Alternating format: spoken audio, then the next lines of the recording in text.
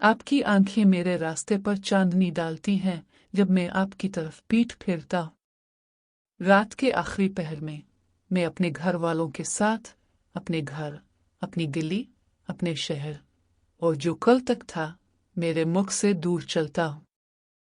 हमारे साथ और भी खानदान हैं। लाहौर रेलवे स्टेशन पर जा रहे हैं। खौफ, दर्द और यकीन में कि उनकी जिंदगी अब उनकी नहीं रही। इसे सेकंडों के अंदर काट कर शक्ल दी जा सकती है या तंबाकू नोशी की जा सकती है। यहाँ तक कि अगर वो इस ट्रेन पर अमृतसर जाते हैं और वहाँ एक ही टुकड़ों में पहुंच जाते हैं तो वो सिर्फ इस बात का अंदाजा लगाएंगे कि वो पहले किया थे। मैं चलता हूँ मेरे सीने में आतिश फिशा के साथ जहाँ मेरा दिल हुआ करता था। मेरा दिल इस चबूतरे पर रोता रह गया है। वो छत जहां हम चांदनी के नीचे मिलते थे, जब अभी चांद था जो रात को रोशन करता था, जब तेरा सर हिजाब में ढका हुआ था तब भी मेरी दस्तरस में था, और मेरे कपड़ों वाले हाथों में चांद अभी तक तेरी दस्तरस में था। मैं दूसरों की तरह अपनी पीठ पर एक छोटा सा बोझ उठाता हूँ। ये एक नई कौम को हासिल करने में हमारी मदद करेगा जो मेरी कौम बनने वाली है, और एक नई जिंदगी की तामीर करें, जिंदगी के खंडरात से जो उखड़ चुकी है। हुआ साकित है।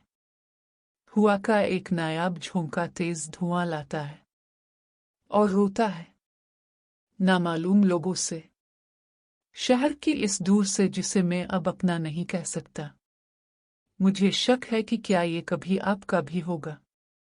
आप उसके गिले लगने से बहुत बेहिस हो सकते हैं। मेरा खानदान एक हुडल में चलता है, तन्हा लोगों के समंदर के दरमियान, एक दूसरे के हाथ पकड़कर, गोया हम पहले से कहीं ज्यादा खो सकते हैं।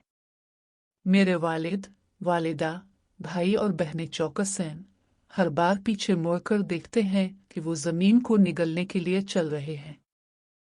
हम सड़क के आखिर, शहर के किनारे और इससे आगे बियाबान की सरहद को उबूर करते हैं।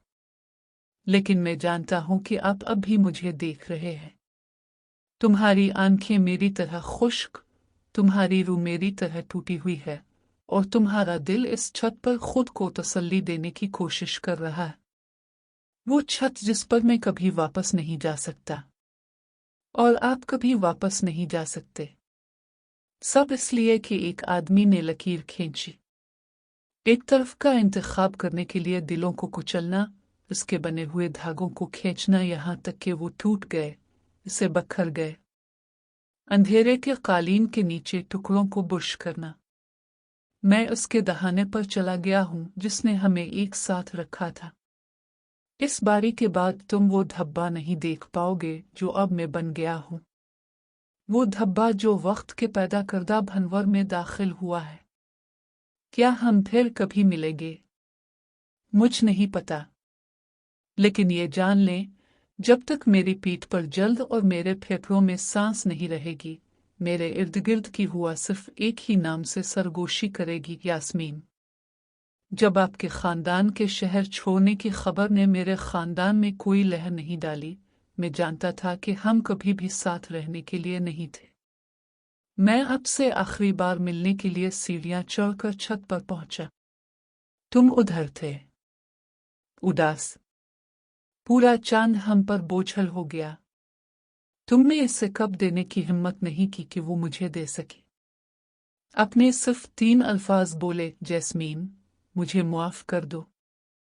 उसने एक वक्त में एक ईंट आहिस्ता आहिस्ता मेरे अर्द गिर्द मेरी दुनिया को रेजा रेजा कर दिया। मैंने कुछ नहीं कहा, कहने को कुछ नहीं बचा था। अब चले गए, आपके खानदान के साथ, बहुत से दूसरे लोगों के साथ। अपनी पीठ मेरी तरफ मोड़ना, एक नई कौम से दूर चलना जिसने आपसे मुंह मोड़ लिया था। अपने पीछे मोड़ कर नहीं देखा, यहाँ तक कि आप कतरे के बिल्कुल किनारे पर पहुंच गए जहां से आप कभी वापस नहीं चढ़ सकते। मुस्तकबिल करीब में नहीं। मुझे उम्मीद थी कि आप महफूज रहेंगे।